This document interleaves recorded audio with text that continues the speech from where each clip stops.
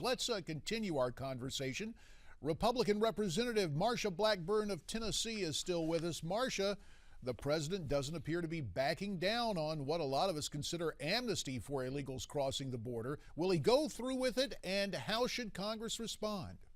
JD, I have to tell you, I was so disappointed in the tone that he exhibited yesterday at the press conference.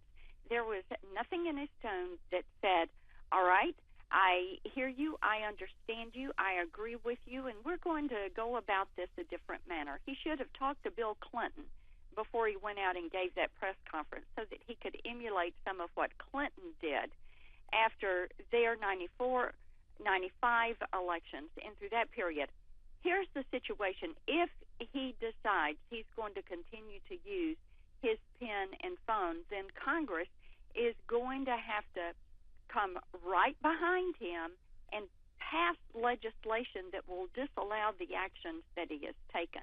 And I think after a couple of times of doing that, maybe that's what it's going to take to send the message. You know, he can't continue to act as if there is an obstructionist body. And one of the things I think really made a difference in the election was people coast to coast began to figure out the House has worked in a bipartisan manner. They've sent 387 bills to the Senate. They're sitting on Harry Reid's desk. 98% of those bills were bipartisan. 298 of those bills were veto-proof. They had a two-thirds or better majority coming out of the House. Now, Harry Reid is the obstructionist. He was running defense and interference for Obama. Harry Reid is no longer the majority leader of the Senate. Barack Obama is going to have to work with the Republican-led chambers on Capitol Hill. Marsha, Obamacare remains a big concern. The president has said he will not sign any type of repeal or do anything to change the coverage that Obamacare offers. Mitch McConnell has a very different view. Let's take a listen and get your reaction. Well, it's no secret that every one of my members thinks that Obamacare was a huge legislative mistake. It has fouled up the health insurance market, put states in a deep hole in terms of the Medicaid expansion and their own ability to finance it a few years from now. If I had the ability, Carl, obviously I'd get rid of it. Obviously, it's also true, he's still there. So we'll be discussing how to go forward on this issue when we get back. Marsha, the House has passed outright repeal of Obamacare several times and sent it to the Senate, where it sits on Harry Reid's desk.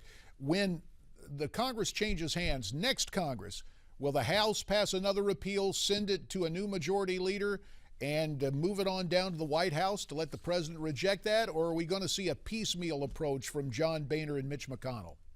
I hope we do an all of the above, quite frankly.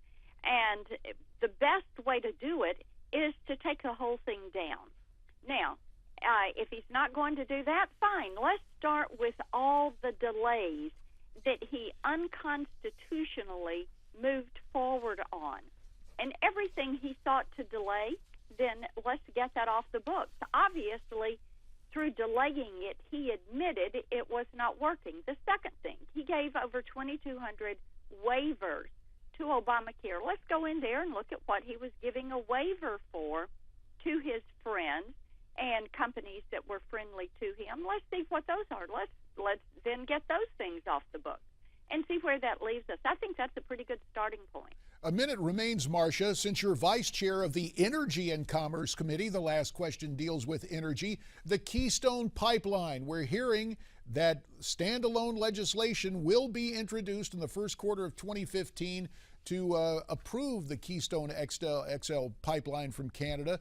Are you guys working on that bill right now? We have already passed that bill out of the House. It was H.R. 3. And we'll come back and we'll do it again, and we will send it to the Senate again. This time we know that the Senate Majority Leader, Mitch McConnell, is going to take the bill up, send it through regular order in the Senate, and move it to the floor of the Senate for a vote. And on that energetic note concerning energy, Marsha Blackburn, we thank you very much for your time. Look forward to our next visit. Awesome. Good to be with you. Thanks, JD. Bye-bye. Thank you. Take care, Marsha. You heard what Marsha Blackburn had to say. moving forward on the Keystone XL pipeline, getting rid of Obamacare, and standing up to the president on amnesty. Your thoughts, tweet them to me at Newsmax TV, #America's Forum.